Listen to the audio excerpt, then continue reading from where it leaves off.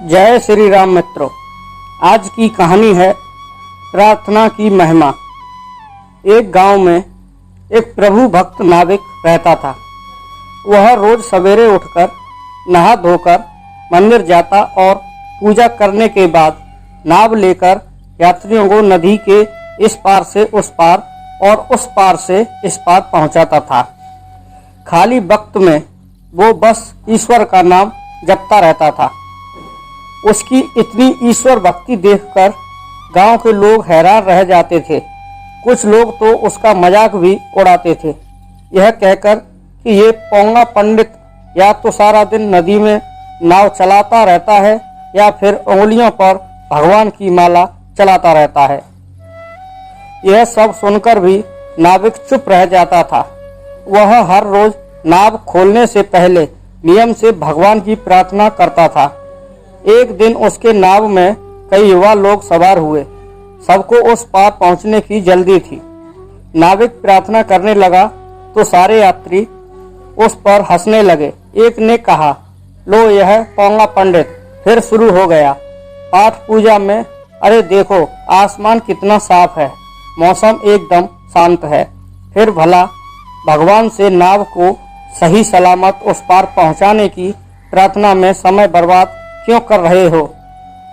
नाविक ने किसी को कोई जवाब नहीं दिया। वह चुपचाप प्रार्थना करने के बाद नाव चलाने लगा। बीच नदी में पहुंचते पहुंचते अचानक जाने कहां से एक भयंकर तूफान उठने लगा। लहरें तेज हो गईं, नाव डगमगाने लगा। सभी यात्री डरकर कांपने लगे। सब ने भगवान को याद करते हुए अपनी जान बचाने के लिए प्रार्थना करना शुरू कर दिया, लेकिन नाविक उनके प्रार्थना में शामिल नहीं हुए। वो नाव संभालने में लगा रहा। लोग हैरान थे कि जब नाव तूफान में गिरकर पलटने ही वाला है तो ऐसे में नाविक पूजा का सहारा क्यों नहीं ले रहा। सब लोगों ने गुस्से में कहा, अरे ओ नाविक, वैसे तो तुम रात दिन पूजा पाठ में लगे रहते हो। अब जब प्रार्थना की सबसे ज्यादा जरूरत है तब तुम प्रार्थना छोड़कर चुप बैठे हो। तब नाविक ने शांत स्वर में जवाब देते हुए कहा, पूजा पाठ और प्रार्थना शांत वातावरण में शांति से की जाती है। जब कोई मुसीबत आए तब हमें उस मुसीबत को दूर करने के बारे में सोचना चाहिए। इस वक्त मैं सिर्फ और सिर्फ नाव संभालने में लगा हुआ हूँ।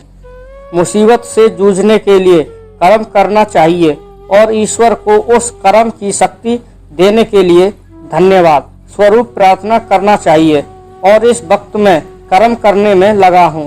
थोड़ी देर में नाविक ने नाव को संभाल लिया और मुसाफिरों को नदी के पार सकुशल पहुंचा दिया।